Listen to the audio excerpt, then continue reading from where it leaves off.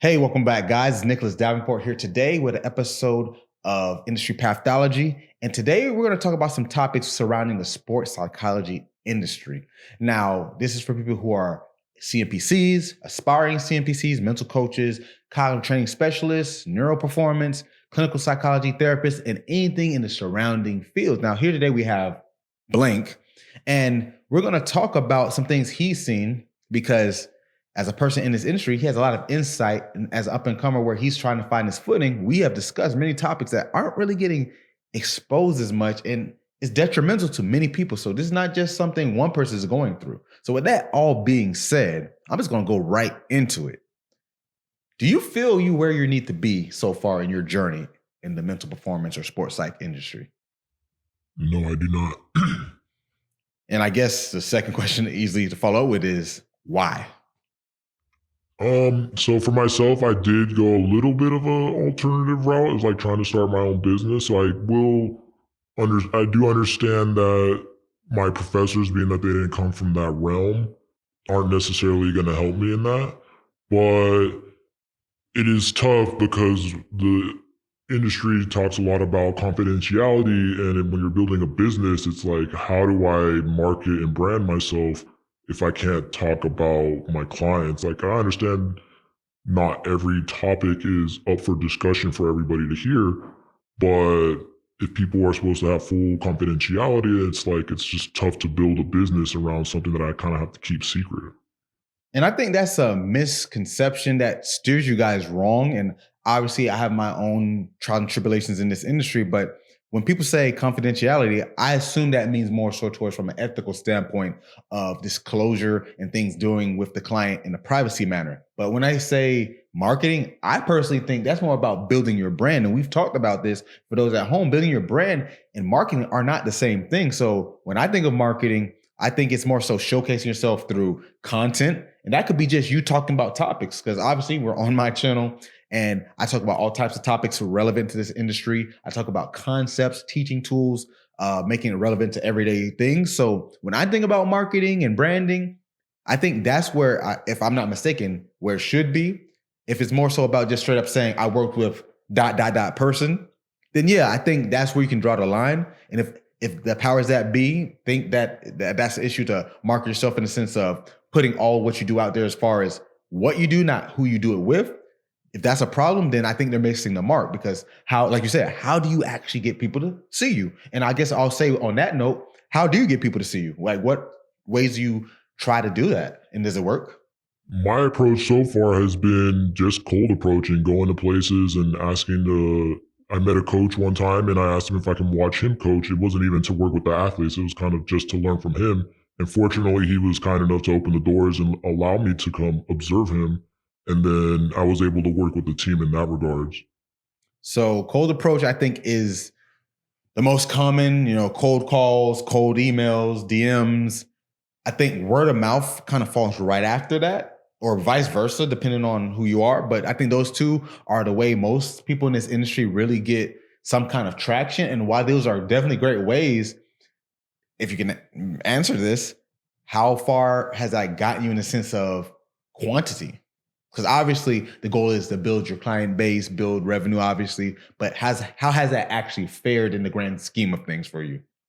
Well, with that coach specifically, he was actually the only person who referenced me. Referenced me to work with another client that I had, and I wanted to, when our sessions were all finished, like when the full service was finished, I really wanted to ask the mother if I can be used as a reference, if she would refer me to other people. But I had a mentor kind of, I don't want to say dissuade me, but definitely kind of was like, that's a fine line to be walking around. And that was a little discouraging because like I was hoping to kind of like offer her a little more services just to kind of make that recommendation. And it felt like almost like I am kind of doing something unethical, trying to get to more clients, yet even though she had made that referral or I'd gotten those services, it wasn't like I'm going to divulge that information to the person that they referred me to. So it's definitely a bit of a challenge.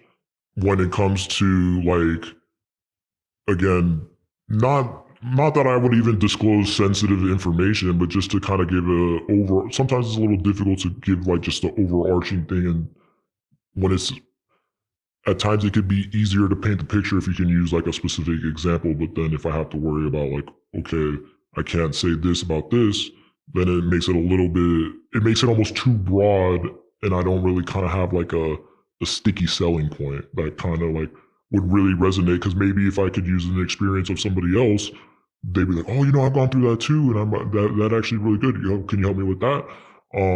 But then again, like, I don't want to break confidentiality, so I do a good job of like making sure, okay, this is a sensitive thing. Definitely don't bring this up. Like what I always let them know, like when we're in a session, it's like whatever you say is between me and you, of course, unless there's a chance they're going to do harm to themselves or something. That's where like, so far, fortunately, it hasn't happened, but that's almost the only area where I feel comfortable even breaking that confidentiality. Even when athletes have offered to make videos with me, I've still kind of been like, not too sure, because I feel like I'm towing some ethical line, even if I'm trying to do it with really good intentions. So I guess my counter to that is, given that these ethical lines are drawn, what alternative are they providing? Because you can't give me a limitation and then expect me to thrive without giving me an alternative solution, right? Like that's kind of one-sided, because it's one thing to have these boundaries and guidelines to have best practices, but if you're going to put me in a position where now I can't thrive, what are you supposed to do? What are you supposed to do in that situation? I'm still trying to figure that out. And that answer is very telling. And it's like, I don't say this to harp on it, but I have a special place in my heart for this, because I had to personally figure this out, not through the powers that be, because funny enough, I didn't really take that route. Like you said, you had a kind of unconventional route. I might have one of the most unconventionalness of routes there is in this industry. And I'll say that with my chest, because I've dabbled in clinical. I did numerous years, almost 3 years worth of clinical training at the PsyD level, as well as a mental health counselor in the counseling program, as well as a PsyD program. And I didn't finish either, but I got some decent experience. But then I transitioned to the sports psych. But my sports psych degree is actually under exercise science. So I got that background. I worked with addiction centers. I work with athletes, police. So it's like I've touched so many things. It's hard for me to just sit here and let people in this industry like yourself, and that's how we connected at the conference a few years back. Because if I can do something to give insight, why not? But it's like I'm hitting a solid wall when I try to do this, and it can't just be me talking about it. That's why I wanted to do this episode. So when I say alternatives, right, there's what they call special interest groups, where they go over things like business. Do you find those have given you more so practice skills to build your business? Or have they also given you personally? I know there might be other people who've gotten something from, but have you seen that it's helped you with the actual selling of said services in business? Because you can't have a business if the business ain't making money, right? Yeah, as far as what I've been involved with, they're more on like the kind of, I guess, organizational side of it, as far as like creating informed consents, which all very important, but not so much on the branding and marketing aspect, at least from what I have. Okay, and that's what I assumed, and it sounds like I've heard this from multiple people, so it's not like you're a isolated case. But the reason I like pinpointing this, because I know the numbers. I don't know if you know the numbers, but a majority of graduates find themselves in a predicament of one or two things, maybe three. One, they graduate and they want to immediately, start some type of practice, even if it's not like full time. Hey, I'm taking clients. I'm going to be a mental coach. I can help you with your confidence. And they're so happy, bushy tail, bright eyed, all that good stuff. That's one tier, right? And that sounds like what you kind of did to some degree. Yeah. And then the second tier is, okay, let me go apply for a bunch of positions with the major league teams, the basketball teams, the NFL, because why not? But what's the first thing they're going to tell you? We need more experience. And you've been out of college all of 3 months. Not you specifically, but the person applying, right? Mm-hmm. So that's the second tier. And the third tier is probably, which is probably, I think, the biggest one, getting some work with, say, like a military contracted organization. There's several of them out there. I won't name any, but those have a lot of opportunities. But then some people get deterred because they want to work with athletes. A lot of people have this vision of, I'm going to help X person get to the NFL. Or I'm going to help X person with their at-bats at Little League or whatever it is. But then you find out, wait, to get a somewhat sustainable living, I'm going to have to go work with soldiers or airmen. or Marines or whatever it is, which is, I think, honorable. I've been fortunate enough to work with some here and there, but that's honorable, but that's not what they wanted. So out of those 3 tiers, have you tried? I know you tried at least the first one, but what about the other 2? Did you do anything that lane? Yeah, most of when I started kind of struggling, not struggling, well, yeah, I guess struggling would be the right word. I definitely applied to a lot of baseball teams, professional teams, and I actually felt pretty confident in my experience of working with other professional athletes. But the big hindrance was I didn't have my CMPC and I didn't have a PhD. I mean, the whatever you would call it when they send out the the job information. They always say masters preferred or masters required, doctors preferred. But if if I would just, and this is me making an assumption here, but if they're going to get 3 PhDs and 50 people with masters, I'm going to say it's a safe bet that they're probably going to pick one of the 3 PhDs unless that other person has an extensive background in other fields meaning like potentially other sports or other populations. And so then they will, that's the only way to kind of overcome the lack of other degrees or certifications that are, preferred, but really that's probably what they're looking for as almost a requirement. So I'm gonna give you and the audience some insight as a person who's hired dozens of people and has a payroll that goes to the 6 figures. This is how I've seen it the first hand to open my mind of the hiring process. I was an intern at a university and I was doing strength and conditioning at this time. I still was doing mental skills as a degree track, but I had gotten I was going to do strength conditioning as well, and I CSCS, all that good stuff. So I was interning at this college. We're doing maybe 20 to 30 hours a week, so it was very intensive. And it was like the last month of my internship before I was done with it and moving forward. And they had made a posting for a new position for assistant strength coach. And I actually had a child on the way. So I'm like, okay, a job, it's local, perfect. I'm literally in it. Like I am with the guy who runs it. I'm a shoo-in, right? So I put in my resume, I apply online. So my mentor or the head coach, strength coach, had a stack of resumes. Mine was in there somewhere, right? He ain't look at not one resume, at least to my knowledge. Maybe he did. So I saw him on the phone while I was cleaning up, mopping, and I overheard him give the person a call, say, hey, and this was an intern from like maybe 2 or 3, or a GA, I think, a GA or intern from like 2, 3 years ago. Hey, I got a position open. You want it? Guess who was there the next week? That person. And when I saw that, at that point, and this was 2013, 14? No, 2014, yes. So this is 12 years ago. So that opened up my eyes. And I always say to people, once you look at everything from a business lens, a lot of the things you find disheartening in your industry, especially in sports like mental performance, get a lot less hurtful because now you start seeing it's supply and demand, it's capitalism, it's a monopoly, it's a lot of things. So when I saw that, I'm like, the whole case of who you know, what you know, is who you know. And not saying that that person wasn't qualified. No, that's not what I'm saying. They were great. I met them, worked with them for the last month of my internship. Great hire. But it just showed you that, going to your point, PhD, master's, CMPC, whatever it is, the person who's going to get the job 9 out of 10 was either referred by a mutual person, knew them directly, or the pool will have strangers, but it's going to be a little, and this is just what it is, biased towards that person. It's just what it is. So going to myself, I'm be real, I'm guilty too. My last few hires were people who were suggested. Does it mean I never hired someone who applied? Yes. One of my newest hires, didn't know him from nothing. No suggestion, no reference. He's doing a great job at one of our sites. But the last 2 or 3, hey, I have a friend, send a resume. Now, they have to be good. I interview them, I bring them in, but I'm be real, they jumped the line. It's just what it is. So sadly, that's probably what happened. And not that you weren't qualified, and the dozens of other people who went through this too that's watching, you were probably qualified, just they were qualified too, but they had a little something extra. And usually that's knowing the person who's making that call. So I don't know if that's something you ever thought of, but the people at home, think about that next time. Yeah, I mean, I've definitely thought about that. And I remember one time I went for a position that I actually thought I would do really good, because I had some kind of informal connections with the people involved in that place. And I was like, okay, and actually compared to, because it was for an internship, compared to probably a lot of them, I actually had more experience because I had worked with professional athletes. So a lot of undergrads kind of go for this position or even grad students. And I was already finished the grad program, already had experience working with professional athletes. And then when I met them, I was like, oh man, I got this little connection. Hopefully this is, I was feeling really good about it. And for whatever reason, it didn't work out. I was really unfortunate for myself.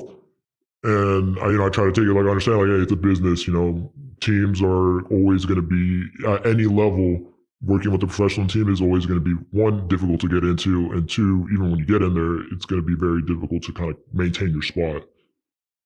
So that's actually happened to me too as well. And that's crazy to hear you say that, where you're literally probably someone in a better position, but opportunities still don't come. And that's got to be disheartening, right? So I want to segue the conversation to, this is probably the hottest of hot button topics, and I'm going to go there. And you feel free to say what you want to say. You're anonymous, but you still might want to hold back. You might rip off the mic and run out of here and say, yeah, this interview's over. But let's talk about the CMPC. And like I said, once you look at from everything from a business mindset, the world makes a lot more sense. This is, I think, on everything, not even just this field.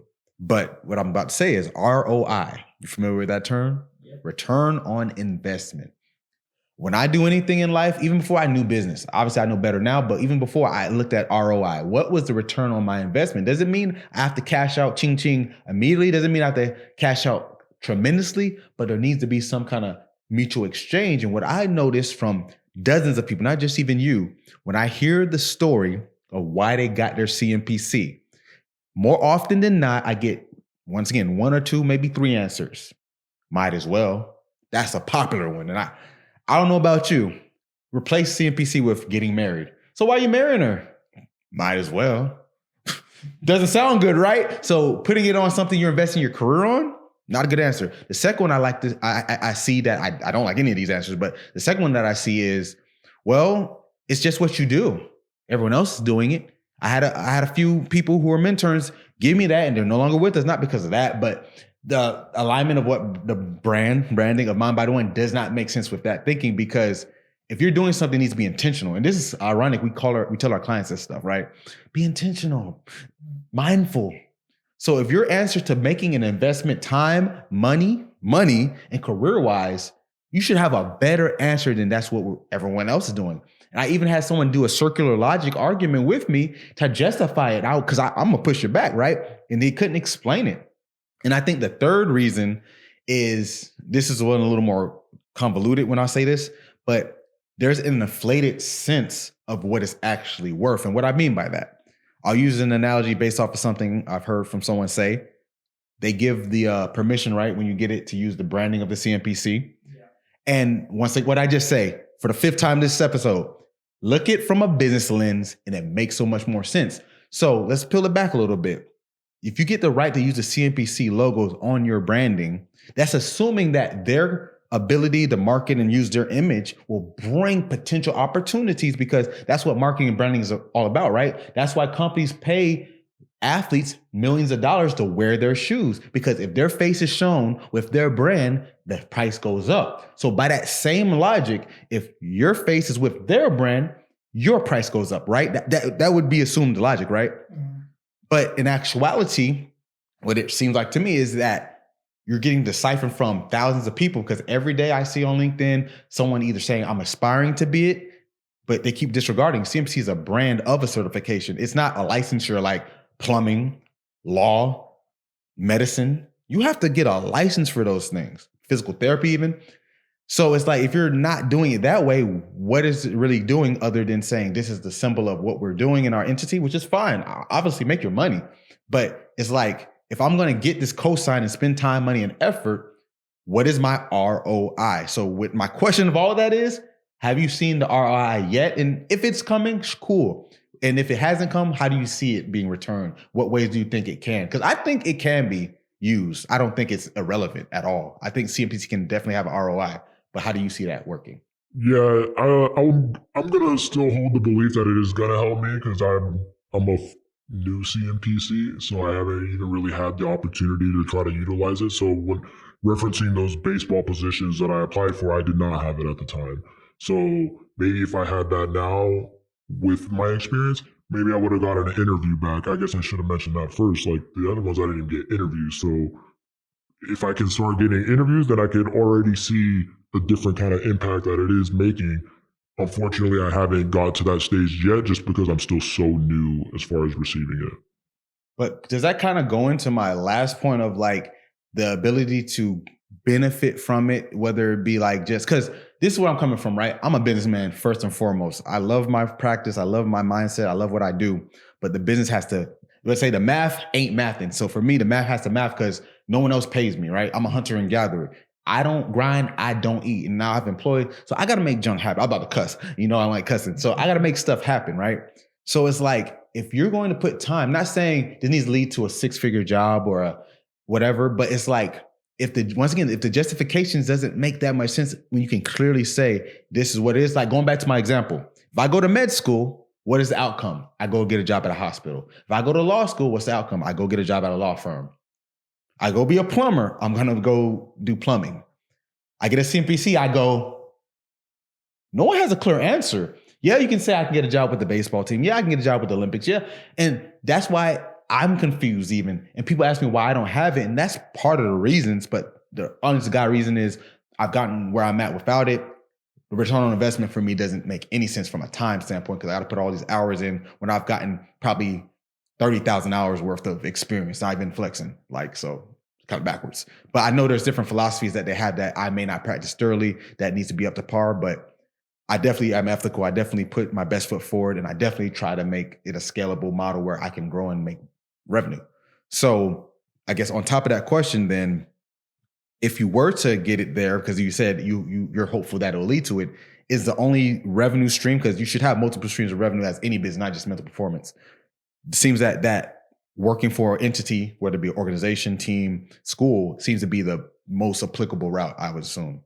Yeah, I'm going to assume as well, because if I'm going to cold approach and I go into a facility that, really has no idea about sports psychology because they're just, how the organization works. I mean, there's plenty of organizations like sports psychology has been around, but it's not like it's on the forefront like a nutritionist, so to say. I remember one coach that I worked with, he would always tell me, he's like, you guys are a luxury and you're on the bottom end of the scale.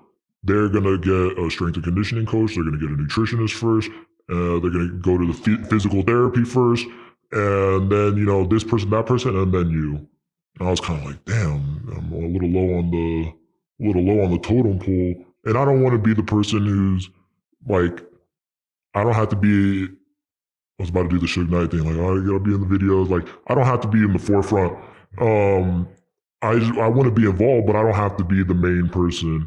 But it is a little discouraging, like when it comes to like I don't know from personal experience, but like when a new like GM comes into a team, like who are the first people that are probably gonna go? Probably the sports side guys, because they're gonna look at the strength and conditioning first. They're gonna look at the nutritionists first. They're gonna look at the PTs first, and that makes it kind of a little discouraging that like I'm viewed as the last part of the component of their performance, and I'm usually the first one to go as well. So you said the last to come, first to go, and that's a classic one, right? And you made some good points because you said something that I've called out a lot of times, and some people in our industry don't want to hear it, that it's going to sound messed up. You ready for this?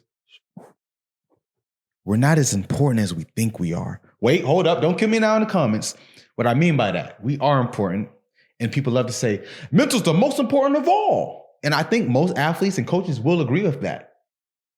I don't think they'll fight you on that. But where we miss the mark is, how do we commoditize that for them? I could sit there and say, hey, you need to work with some type of professional because that'll help you sharpen your focus, sharpen your confidence, your mindset. It'll help you be more consistent. There's so many things we can say is great for it, right? Yeah. But if that was the case, how come when you go buy the car, you just don't walk in and buy it? You test drive it, right? You read up on it, right? Or when you buy a new pair of shoes, clothing, even food, right? You get a free sample of them all. So there's something that's appealing to us. And this goes back to that marketing question, because if I'm going to invest $5, $10, $1 million, whatever that number is, it needs to make sense. And we're not doing a good job making it make sense for them. I know AS and the CMPC can make it make sense for us, but that's from a business standpoint. Once again, for the 17th time on this business lens. If I'm a business and I want people to invest in said business, that means that person has to part with their dollar, their money. That's not an easy thing to do, especially nowadays when inflation, gas prices, rent, job market's down, as our industry knows. And it's like, I'm going to sit here and just say, they should buy this and use me just cause. Horrible reasoning. Mm-hmm. I had one of my close friends who's a Division I coach, and he calls this out. So it ain't even just me. This is the person who uses y'all services. He said that he saw a post where they were complaining about, it was a mental coach that was complaining about they spent like $5-6 million on a new building. Why can't they use that money on mental performance? And I was like, that's crazy, because I see the same junk too. And I'll answer whoever posted that. I don't know if you ever gonna see this, but the answer to that person's question is because, just like you said, you fall by the wayside. Because if I am important enough to be spent on, that money's gonna be spent. It's not saying that you're not important. That's not what I'm saying. It's just that you had to do something or do something where that person, or in this case, it's a budget by the AD. But if it's a direct consumer, like a person you're just selling one-on-one, they have to be able to say, I can justify why you should be spending money on, as opposed to, like you said, strength and conditioning, nutrition, athletic trainer, physical therapist, the skill coach. Because imagine walking to a facility, let's say baseball, right, where they pay $100 an hour for hitting, $150 for pitching, $75 an hour for strength and conditioning. They're already at like $300-$400. And now you're coming in and say, lady, pay me at least $60, $70. It's not that they can't afford it. That's not the problem. It's just you don't value high because, sadly, you can't see mindset. You can't. We can do all the assessments we want. We can do all the cognitive stuff we want, but we can't truly see a neuron fire. We can't truly see self-talk change unless they tell you. That's why when people say research supports this psychological phenomenon in our field, yeah, most of our stuff is self-report. Go figure. A person reported that they reported something, and we report that they reported it. What does that really tell us? Yeah. But not to get in the weeds of this whole thing, but I'm going to divert it back to you is, from your opinion, someone who's growing in this field and has the CMPC, how do you see that actually changing if we're not really bringing the value to the people who don't know nothing about this, like you said? Yeah, man, that is a tough one, because I'm going to use an experience that I went through. Like, I applied for this coaching job at a baseball facility, and it was actually for an internship. And they really liked that I brought the mental side of it too. They thought like, oh, that's really cool. And I thought it was like, all right, let me give the go-to question. Every athlete I saw, I probably saw like 36, maybe 40 athletes. How much would you say the game of baseball or softball, because it was they had boys and girls there, how much would you say is mental and how much would you say is physical? The overwhelming majority said that it was mental. I think out of the 30, let's say it was 40, 35, 36 said mental. One gave me 50-50, or two gave me 50-50, and one gave me physical more than mental. And so I kind of thought like, yeah, I know I'm coming in to do like a performance coaching job where I would kind of use these machines that they had and run analytics for the athletes. I was like, oh, this is gonna, I got something to show value, because it's not what I said. This is what their athletes said. And it was a good conversation. But then at the end, the guy's like, yeah, but we're hiring you to do performance coaching. We're not hiring you to do mental coaching. So it was like, all that stuff is really nice, but this is what we want you for. And unfortunately, I ended up not getting that position. So I don't think it was because of that, but it definitely almost made me feel less valued, because it's like, okay, now you clearly have you have somebody coming in with an expertise that is clearly valuable to your athletes. But again, how do I turn that benefit into dollars and cents for the business? And that part I'm still trying to figure out, aside from just telling them how great it could be when you're working on these skills, because these skills are great. That's why I got into this field. They've helped me in many ways. I believe they can help a lot of people.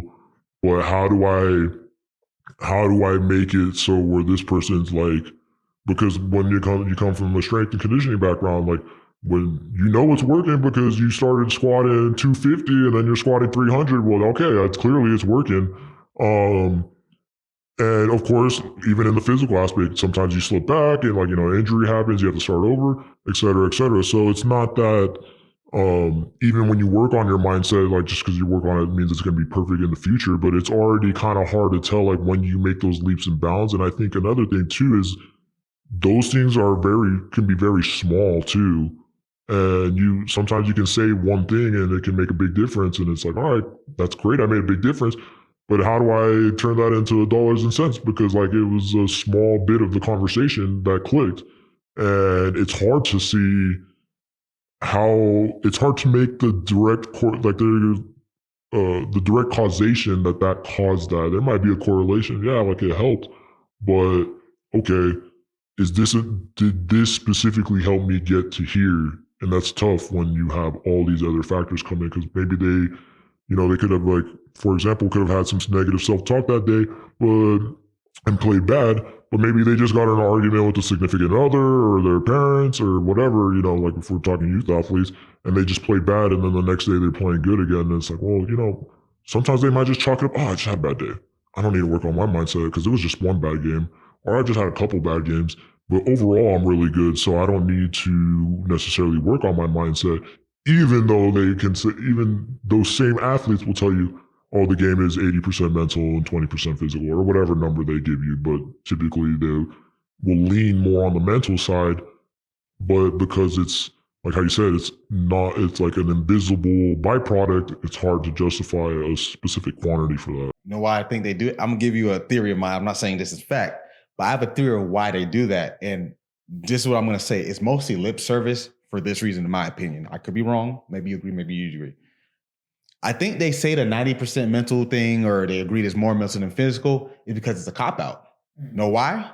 If you F up physically, I can call you on your junk. If you're too slow, if you're not strong enough, you don't jump high enough, if you mess up a play, I can call you out on it. Mm-hmm.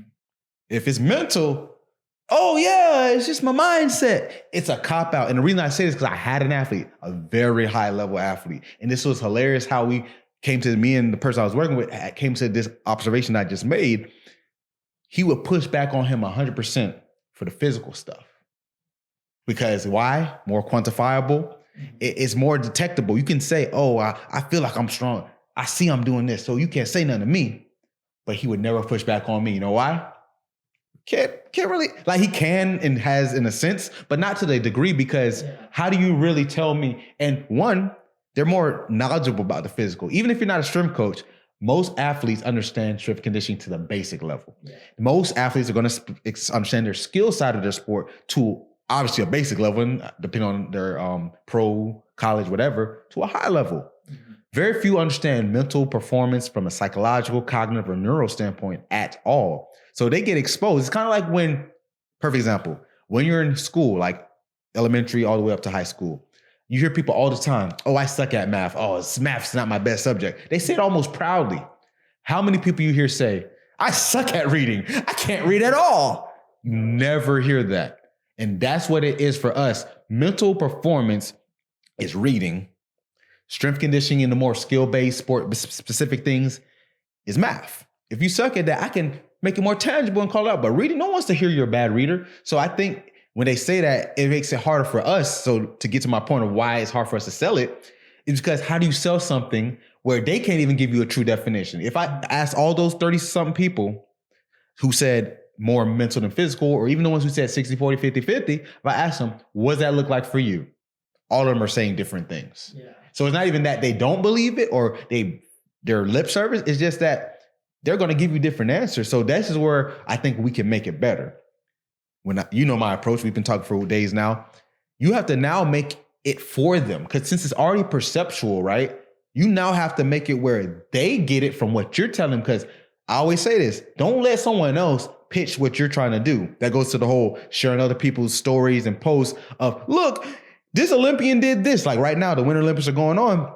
I see everyone shared like the same clip of this girl pushing back to a reporter. And they're like, look, go off, queen. Like, shut the hell. Like, excuse me, I'm getting heated now. And this is the side of me. It's not mad heated, but like, like happy heated. Like I like talking about this where I'm saying shut up, not to say be offensive, but it's like 8 Mile. Didn't you hear the last round meathead? You're saying the exact same that he said.